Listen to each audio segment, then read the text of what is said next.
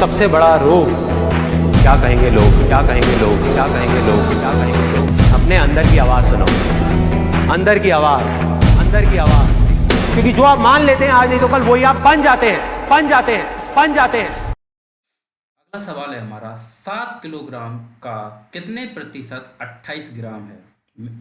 मैंने आपको बताया था कि जब भी तुलना होगी किसी भी चीज़ की, संख्या की संख्या से होगी, मीटर की मीटर से होगी, किलोमीटर की किलोमीटर से होगी, और किलोग्राम की किलोग्राम से होगी, और ग्राम की ग्राम से होगी।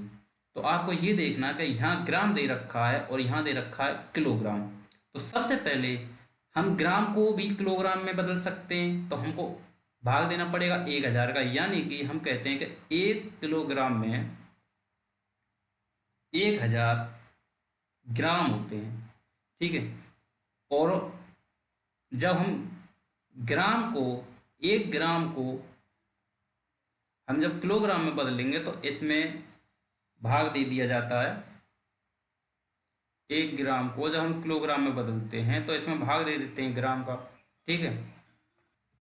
और जब हम 1 किलोग्राम को ग्राम में बदलेंगे तो इसमें 1000 का गुणा कर देते हैं। ये हो जाता है केजी और ये हो जाता है ग्राम। गुणा कर देंगे 1000 का। ठीक।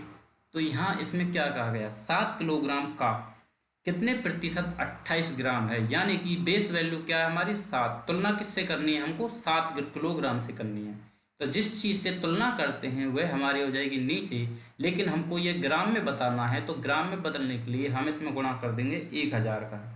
तो ये हो गया हमारा 7000 ग्राम। उसके बाद फिर पूछिए 28 ग्राम कितने प्रतिशत है। अब इसको हम गुणा कर देंगे 100 का, प्रतिशत में बदलने के लिए हम 100 से गुणा करते हैं। 2 जीरो से 2 जीरो कट जाएंगी और 7 से ये कट जाएगा 4 बार, 7 चौके 28। हमारा आ गया 4/10, या फिर हम भाग देंगे तो ये आ जाएगा 0.4। जितनी जीरो होती हैं उतना पीछे से अंक छोड़ के हम लिख देते हैं, लेकिन इसको हम ज़्यादातर डबल उसमें लिखते हैं। डबल में दे रखा है 2 पॉइंट, मतलब 2 डिजिट दे रखे हैं पीछे दशमलव के, तो 2 डिजिट में जीरो हम बढ़ा भी सकते हैं, लिख भी सकते हैं, नहीं भी लिख सकते, बात एक ही होती है। तो इसका उत्तर हो गया हमारा 40, 0.04। अगला सवाल देखते हैं। इसमें कहा गया ए का 16%, यानी कि ए का 16% बराबर बी का 8%। ठीक है। तो यहाँ आप सबसे पहले देखोगे, आपको इसमें जैसे मान लो ये प्रतिशत है, ये भी प्रतिशत है। जब इस प्रतिशत को तोड़ोगे भिन्न में तो इसको 100 लिखना पड़ेगा नीचे। इधर भी 100 आ जाएगा और इधर भी 100 आ जाएगा, और इधर कोई भी प्लस माइनस का कुछ भी संख्या आगे नहीं है, और इधर भी कुछ भी प्लस माइनस का आगे पीछे कुछ भी नहीं है। ठीक है। तो एक ही संख्या हम इसको मान सकते हैं।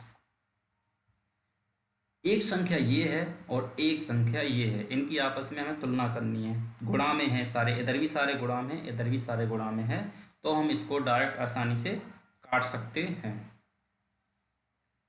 तो प्रतिशत से ये प्रतिशत गया, ठीक। 8 से ये 16 गया 2 बार, 8 दूनी 16।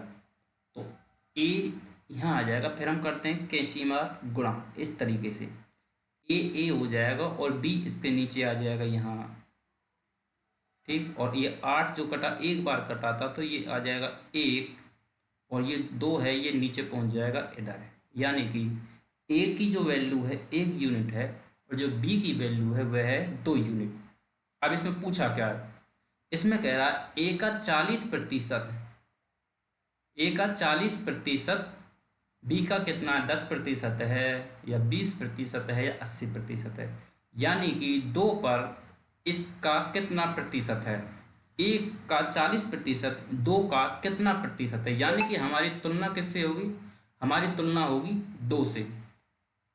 तुलना 2 से हो रही है, पहले तो हम निकालेंगे, ये कह रहा है ए का 40%, यानी कि हम पहले इस एक का 40% निकालेंगे।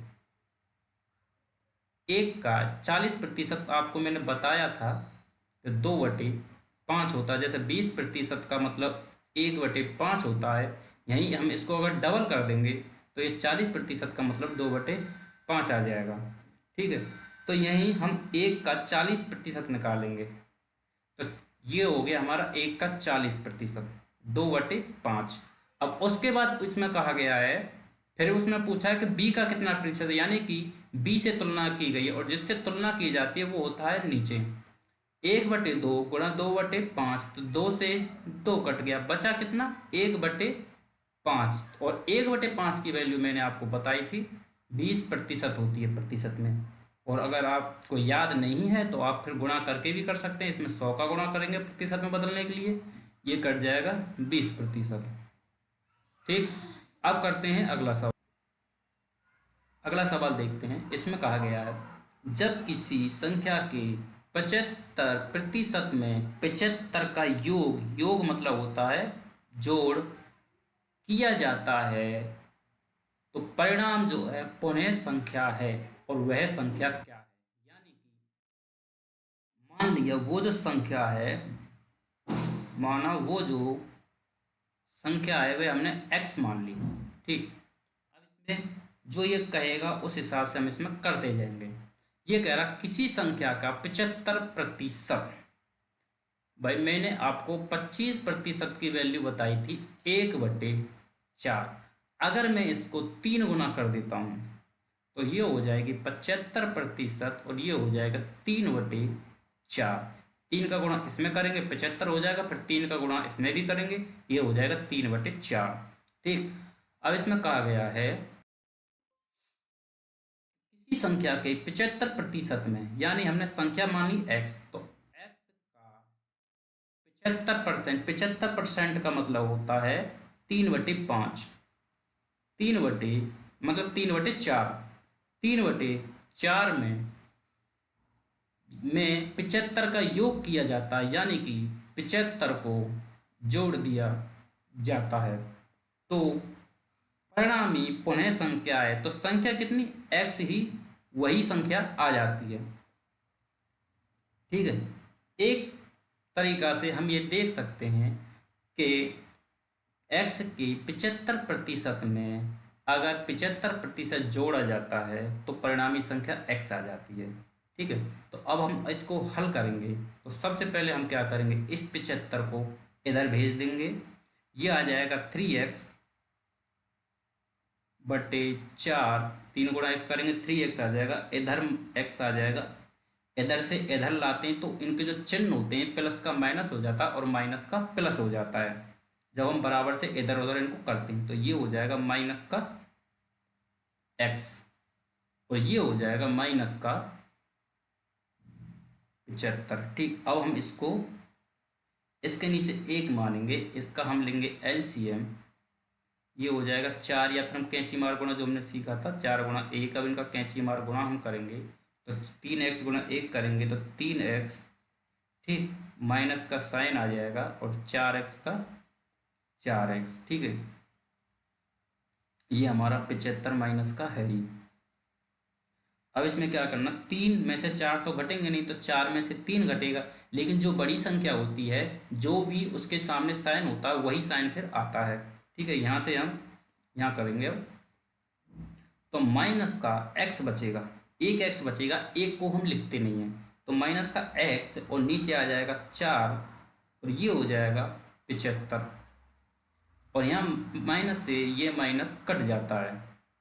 उसके बाद x की वैल्यू जो है आ जाएगी हमारी 75 गुणा 4, ये 4 का गुणा 75 में हो जाएगा कैंची मार गुणा की तरीका से।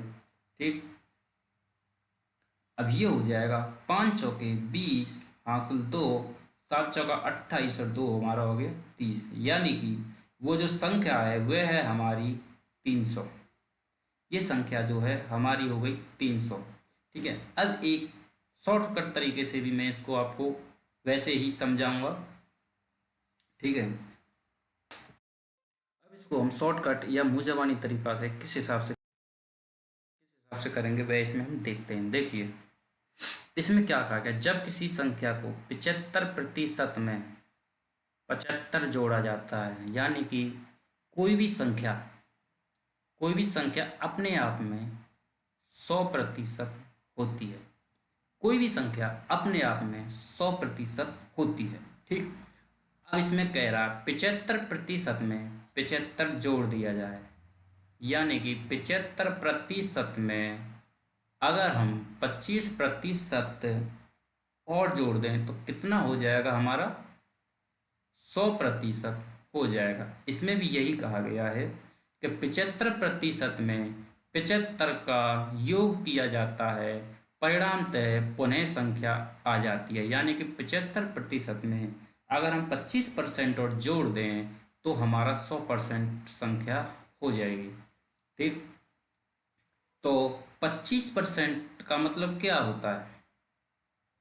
25% का मैंने आपको बताया था 1/4। ठीक, तो 75% का 1/4 है, यानी कि 25% का मतलब 1 है, तो 75% का मतलब 3 है, और 3 में अगर 1 जोड़ दिया जाए तो पुनः संख्या 100% यानी कि 4 हो जाएगी। इस तरीके से भी हम कर सकते हैं। तो इसमें क्या है, इसमें क्या दे रखा है, 75% में 75 जोड़ दिया जाए, यानी कि 25% जोड़ दिया जाए, यानी कि या फिर हम कहेंगे 1 जोड़ दिया जाए तो 4 हो जाती है वैल्यू, यानी कि एक की वैल्यू, यानी कि एक की वैल्यू सवाल में 75 दे रखी है। एक की वैल्यू सवाल में 75 दे रखी है और हमें पूछी कितनी है, 4 की वैल्यू पूछी है, क्योंकि वह परिणामी संख्या पूछ रहा है। एक की वैल्यू 75 है तो 4 की वैल्यू कितनी हो जाएगी, हम इसमें गुणा 4 कर देंगे तो 4 की वैल्यू हो जाएगी, इसमें जब गुणा 4 करेंगे तो ये आ जाएगा हमारा 75 चौके 300। ठीक है, या हम 4 का गुणा 5 चौका 20 और 7 चौका 28 और 2 30। इस हिसाब से भी हम इसको शॉर्टकट तरीके से कर सकते हैं। जैसे ही आपको पता चलेगा कि हाँ 75% में अगर 25% और जोड़ दें, 25% की वैल्यू है 75। ठीक है, तो हमें 100% करना है, तो 25 को हम 4 गुना कर दें तो 100% हो जाएगी। वैसे ही हम 75 को भी 4 गुना कर दें तो हमारी जो एक्चुअल वैल्यू है वो निकल आएगी। तो इस तरीके से कुछ सवालों को हम अच्छे से समझ के बिना पेन उठाए मुंह जबानी भी कर सकते हैं। और अगर उस समय पेपर में इस तरीका का ट्रिक ध्यान नहीं आ रही है या हमें कॉन्सेप्ट अच्छे से समझ में नहीं आ रहा है तो हमको बेसिक ही अपनाना चाहिए, हमको ट्रिक के पीछे भी नहीं भागना चाहिए। कि यदि हमारे दिमाग में ट्रिक आ ही नहीं रही है, बेसिक आता है, हमको सवाल करने से मतलब है, लेकिन बेसिक भी आएगा और ये ट्रिक भी आपको जब रोजाना इन चीज़ों का आप अभ्यास करोगे तो ये ट्रिक ऑटोमेटिक आपकी उंगलियों पर रहेंगी, आपको परेशान होने की कोई ज़रूरत नहीं है। यदि रहीम श्याम से 25% अधिक कमाई करता है, वही वाला सवाल आ गया, ए और बी वाला, रहीम और ये है श्याम। ठीक है, 25%, मैंने आपको पिछले भी उसमें बताया था 25% का मतलब होता है 1/4। अब ये क्या कह रहा है, रहीम श्याम से 25% अधिक कमाई कर रहा है, यानी कि एक ज़्यादा कर रहा है।